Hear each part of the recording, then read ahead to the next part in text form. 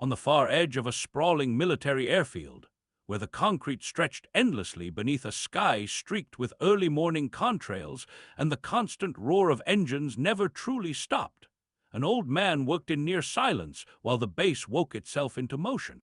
He was elderly, American, with a neatly trimmed white beard and a face marked by years of wind and sun, wearing a faded red shirt tucked loosely into worn blue jeans and boots so scuffed and creased they looked like they'd crossed more continents than the aircraft parked behind him.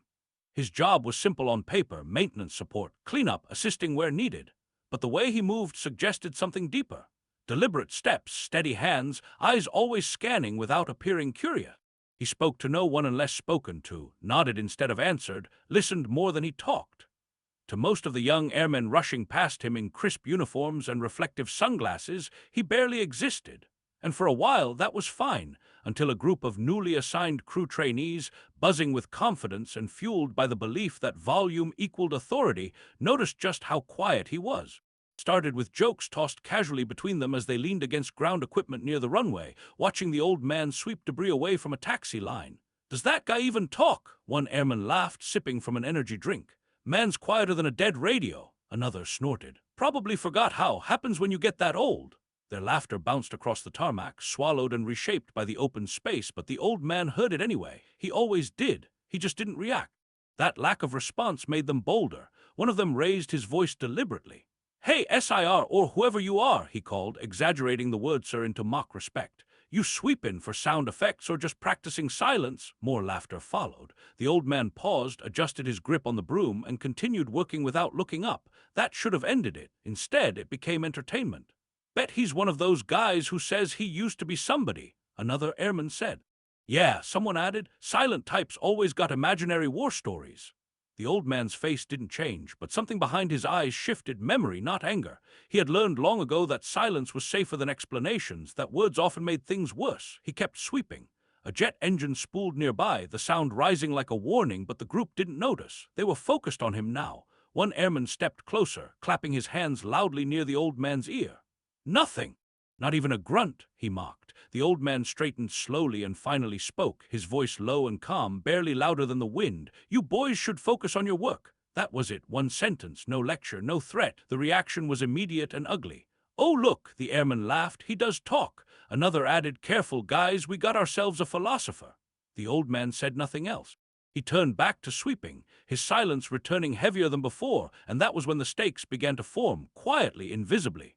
Because while they joked, a maintenance crew was preparing an aircraft for an early sortie, and the old man had already noticed something off.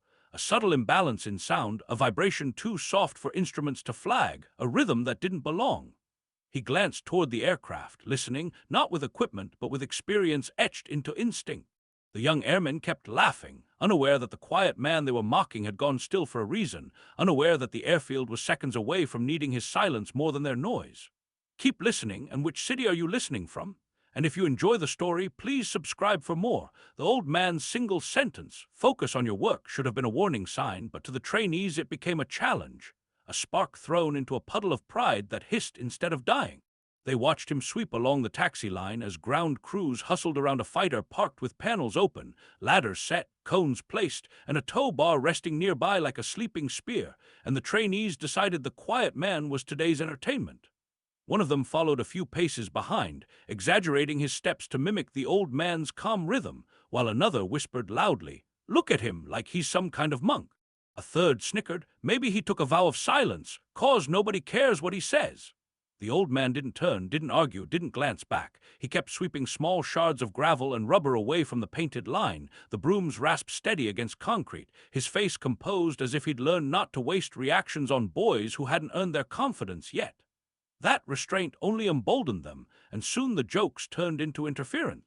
One trainee kicked a small scatter of debris back onto the path the old man had just cleared, grinning as if he'd scored a point.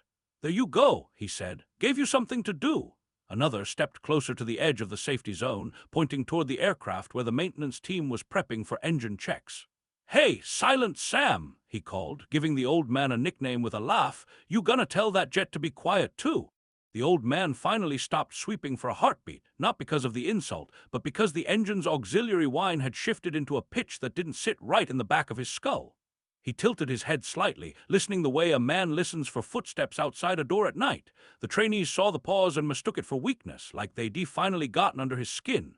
"Oh, he heard us," one whispered, delighted. "Say something, Grandpa," another taunted. "Go on, use your words." The old man's eyes stayed on the aircraft, not on them. He set the broom down gently, like placing a weapon aside, and walked toward the maintenance area without crossing the painted boundary, stopping at the line with the discipline of someone who respects procedure even when others don't. "Crew chief," he called out, not loud, just firm enough to cut through the background noise. A young staff sergeant near the nose of the aircraft glanced over with annoyance, his face already stressed by deadlines and checklists.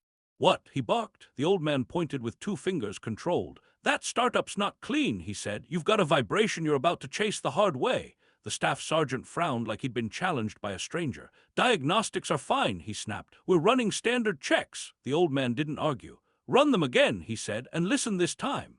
Behind him, the trainees burst out laughing, thrilled their target had finally caused trouble. One called out, "He's got magic ears." Another added, "Probably hears ghosts in the fuel." The staff sergeant's glare shifted to them for a split second, then back to the old man. "Who are you to tell me how to do my job?" he demanded. The old man's voice stayed calm, but it carried a pressure like a hand on a door that wants to stay shut. "I'm the guy trying to keep your pilot from sitting on a bad day," he replied. The staff sergeant scoffed. "We're not shutting down a sortie because a contractor feels a noise," he said, deliberately emphasizing contractor like it was a dismissal. The old man's jaw tightened once, then loosened, and he stepped back from the line because he knew you couldn't force someone to respect danger, had to meet it themselves. The trainees took that step back as a victory, cheering softly like spectators at a fight. "That's right," one muttered, "back to sweeping." But the airfield didn't care about their ego. The engine spool began, smooth at first, then the pitch fluttered, tiny, almost invisible, like a heartbeat that skipped once and pretended it didn't. The old man's eyes narrowed. He felt the hair on his arms lift. A mechanic by the panel paused, confused, then shrugged and continued. The trainees laughed again, louder now, feeling untouchable. Then the flutter came again, stronger, followed by a sharp metallic tick that made two heads turn at once. The staff sergeant's expression changed from annoyed to uneasy. "Hold," he called to the team, voice suddenly tense. The pilot, helmet tucked under one arm, stopped mid-step at the ladder, looking over with a frown. The old man didn't celebrate, didn't say "I told you so." He simply raised his hand and spoke one more time, quiet but urgent. "Shut it down," he said. "Now." The staff sergeant hesitated just long enough to make the moment stretch, his pride wrestling his instincts, while the trainees fell silent for the first time, uncertainty creeping into their faces. The engine stuttered, coughed, and a brief puff of grayish smoke belched from a vent, startling everyone nearby. It wasn't catastrophic, not yet, but it was enough to snap the mood from comedy to consequence. "Kill it!" the staff sergeant shouted, and the engine wound down with a rattling shiver that sounded like something narrowly avoided. The trainees stared, mouths half open, as if the air itself had slapped them. The old man picked up his broom again, not triumphant, just steady, and returned to the edge of the taxi line because he knew the next danger wouldn't be the machine. It would be the pride of young men trying to pretend they hadn't almost watched a disaster begin. The airfield didn't return to its usual rhythm after the engine was shut down. Instead, it slipped into an uneasy half-silence, the kind that hangs when people realize they were closer to disaster than they want to admit. Ground crew members exchanged quick looks, tools paused mid-motion, and the trainees who had been laughing moments earlier now stood awkwardly quiet, their confidence drained but not yet replaced with understanding. The old man resumed sweeping near the taxi line, his movements unhurried, as if the near miss had simply confirmed what he already knew rather than surprised him. The staff sergeant barked a few clipped orders, trying to regain control of the scene, and a maintenance team huddled near the aircraft, voices low and urgent as they rechecked systems. One of the trainees leaned toward another and whispered, "Okay, that was weird," but the comment lacked humor now.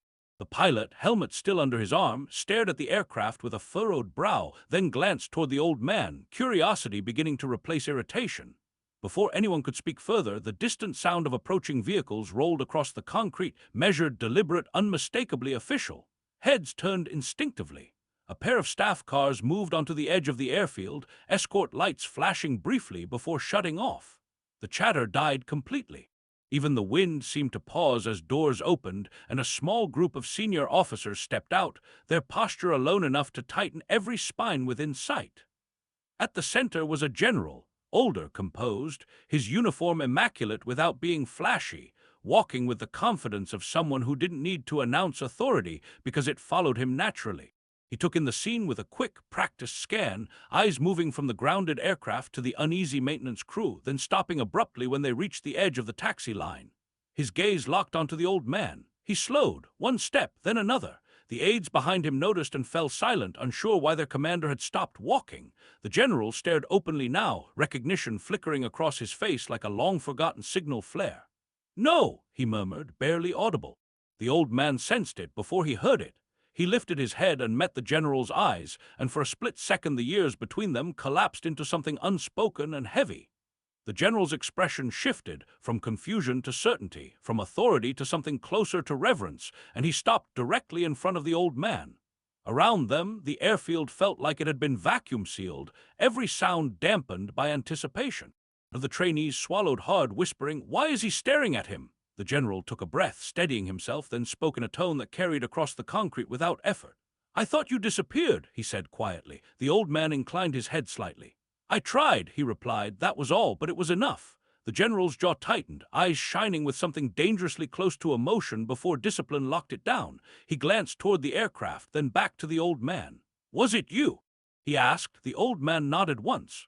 "It was about to bite someone," he said simply. The general exhaled slowly, as if releasing a weight he'd been carrying for years. Behind him, a colonel leaned in and whispered, "Sir, who is he?" The general didn't answer right away. Instead, he straightened, turned slightly, and raised his voice just enough to be heard by everyone within range. "All personnel on the airfield," he said, "hold position." Boots froze. Tools were set down carefully.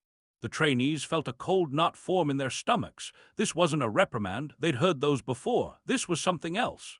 The general faced the old man again, studying his weathered face, the faded red shirt, the broom resting lightly in his hands. "You never did like attention," the general said. The old man's mouth twitched faintly. "Still don't," he replied. The general nodded, then took a step back, his posture shifting from conversational to ceremonial in a way that made seasoned officers instinctively brace. "That's unfortunate," he said quietly, "because the field needs to see this." He turned sharply toward the assembled personnel, his voice now firm and commanding. "Sergeant Major," he called out. From the edge of the tarmac, the senior enlisted leader snapped to attention. "Sir, clear the active lanes," the general ordered. "Form a temporary assembly right here." The order rippled outward, efficient and fast. The trainees exchanged panicked looks. One whispered, "We're dead," but no one laughed. The old man remained still, eyes forward, shoulders relaxed, as if he had already accepted whatever came next. The general looked back at him one last time, lowering his voice. "You saved lives today," he said. The old man shook his head gently. "Just listened," he replied. The general's lips pressed into a thin line as he turned back toward the airfield, watching as silence spread wider and wider, until the constant roar of engines and movement that defined the base gave way to something rare and powerful. Complete, expectant quiet. The airfield assembly came together with a precision that spoke of years of drilled muscle memory. Rows of personnel aligning along the taxiway as engines were powered down, and the usual chaos of operations dissolved into an unnatural stillness, the kind that pressed against the ears and made every breath feel loud. The general stood at the front, his presence alone commanding the space, while the old man remained a few steps behind him, broom still in hand, posture relaxed, eyes lowered, as if he wished to disappear back into the margins where he had been comfortable for so long. The trainees who had joked earlier now stood stiff, faces pale, their earlier laughter replaying in their heads with a cruelty sharper than any shouted reprimand. The general turned slowly, surveying the assembled airmen, maintainers, pilots, and support staff, his gaze steady and unblinking. "You all train here believing noise equals confidence," he began, his voice calm but carrying effortlessly across the concrete, "believing that the loudest voice owns the moment." He paused, letting the words settle, then gestured toward the old man. "But this airfield exists because of people who learned early that silence keeps you alive." A murmur threatened to rise, but the general raised a hand and it vanished. He took 2 deliberate steps toward the old man and stopped, standing face to face with him, the contrast striking, decorated uniform beside a faded red shirt, polished boots beside scuffed ones, authority beside humility. "This man," the general continued, turning back to the formation, "has stood on runways where mistakes didn't mean paperwork, they meant body bags. He learned to listen when others shouted, to wait when others rushed, and to act only when action mattered. The trainees felt the weight of every word, their earlier mockery now tasting like ash. The general's voice hardened slightly. "Some of you joked about his silence today," he said. "You mistook discipline for weakness, restraint for irrelevance." He turned sharply, heels snapping together, and in a motion so crisp it cut through the air, he raised his hand and rendered a full, unmistakable salute, directed not at a flag, not at a formation, but at the quiet old man standing before him. The world seemed to freeze. A general saluting a civilian-looking worker on an active airfield shattered every assumption the trainees had brought with them. Gasps rippled through the formation, quickly smothered by instinctive discipline. The old man looked up, surprise flickering across his weathered face, his mouth opening slightly as if to protest, but then he closed it, drew himself straighter, and returned the salute with a precision that revealed training etched deep into muscle and bone. The general held the salute for a long, deliberate moment, then dropped his hand and spoke again, his voice carrying a note of reverence that made even senior officers swallow hard. "This man saved my life once," he said simply, "and the lives of everyone who stood behind me that day." The airfield felt like it had lost all oxygen. The general stepped aside, turned back to the formation, and barked a single command. "Attention!" The response was instantaneous. Hundreds of boots snapped into alignment, bodies locking into rigid stillness. "Render honors," the general ordered. In perfect unison, the entire airfield snapped to salute, the sound of fabric and motion hitting like a wave. Pilots, maintainers, officers, enlisted, all saluting the old man who had tried so hard to remain invisible. The trainees' arms rose with the rest, hands trembling as realization crushed down on them. The jokes, the laughter, the dismissal, it all collided with the sight of an entire base honoring the very man they had mocked. The old man's eyes glistened, not with pride, but with memory, faces long gone flickering behind his calm exterior. He returned the salute once more, slower this time, acknowledging not the spectacle but the respect finally given. When the general lowered his hand, the formation followed, the silence returning heavier than before. The airfield had gone dead quiet, not because of orders, not because of fear, but because everyone present understood they had just witnessed something sacred. The moment when noise gave way to legacy, and silence finally received the recognition it had earned. The silence that followed the mass salute did not break quickly, nor did it fade the way awkward moments usually do. Instead, it settled deep into the airfield like a final layer of concrete, firm and lasting, reshaping everything beneath it. The general lowered his hand first, then turned toward the old man, his voice softer now, stripped of command and filled with something closer to gratitude. "Sir," he said quietly, "I never thanked you the way I should have." The old man shook his head gently, eyes still forward, shoulders easing as if the weight of the moment pressed heavier than the years ever had. "Didn't do it for thanks," he replied. "Did it because someone had to." The general nodded, accepting that answer the way one accepts a truth that can't be argued with. He then faced the formation again, scanning rows of faces that no longer held arrogance but reflection. "You witnessed something today that no classroom can teach," he said. "You learned that experience doesn't always announce itself, that discipline doesn't need volume, and that silence can carry more authority than shouting ever will." He paused, letting the lesson sink into every rank present. "Remember this the next time you think respect is automatic." With that, he dismissed the formation, and slowly the airfield returned to motion, engines restarting, tools lifted, voices returning, but nothing sounded the same anymore. The trainees who had mocked the old man hesitated, unsure what to do next, until one of them stepped forward, shoulders stiff, eyes lowered. "Sir," he said, voice tight, "we were wrong." The others followed, each apology quieter than the last, stripped of excuses. The old man listened without interruption, then nodded once. "You're here to learn," he said calmly. "So learn." He bent, picked up his broom, and turned back toward the taxi line as if the moment had already passed for him. The trainees stood there, stunned not by anger but by mercy, realizing that being spared humiliation was the sharpest lesson of all. The general watched the old man walk away, then spoke one last time, his voice carrying just enough to reach those who needed it most. "That man didn't need recognition to serve," he said, "but you needed recognition to understand him." As the sun climbed higher and the airfield resumed its roar, a subtle change lingered. The jokes stopped. The careless laughter vanished. Young airmen who might have spoken over others now listened first. The old man continued his work in silence, sweeping the same concrete he had before, but now eyes followed him, not with mockery but respect. By the end of the day, his presence had already become something spoken about in low voices, not as gossip, but as warning and wisdom. And long after the aircraft lifted into the sky and the airfield lights flickered on for the night cycle, the lesson remained. carved quietly into everyone who had stood there that morning.